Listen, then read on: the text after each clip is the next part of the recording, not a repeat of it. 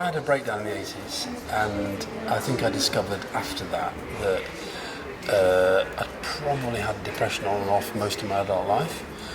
And when I got through the breakdown and the depression started to come fairly regularly, I realised that that was probably, had always been there, but I'd never really addressed it. And it's only in the last few years that I've really, I think, addressed it properly and dealt with it properly.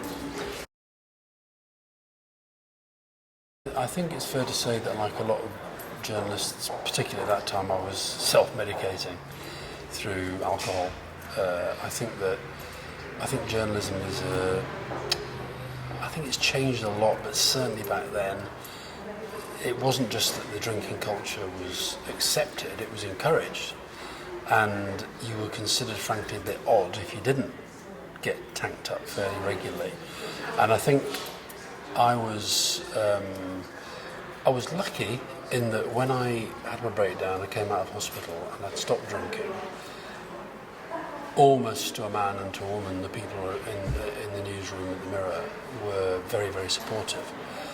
But in the build-up to my breakdown, I think it's fair to say that I was drinking catastrophic levels, and I think a lot of that was probably just to hide the depression that was there. The most important thing is a culture of openness and acceptance. I think you have to assume that journalism attracts a lot of people who are really quite into getting into themselves into very stressful situations. That's part of why you want to do it.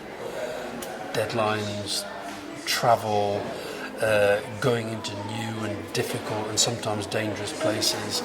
I think that's all part of what makes people want to be journalists.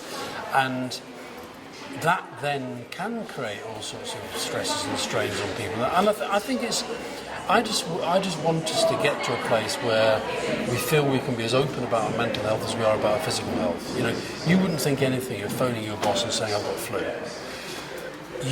People don't feel the same about phoning up and saying, look, you know I get depression, I've got a bad day. You know I've had schizophrenia in the past, and actually I'm really on edge at the moment, I'm hearing voices. I mean, people don't want to have those conversations, and I think we need to get to a place where we can have those conversations.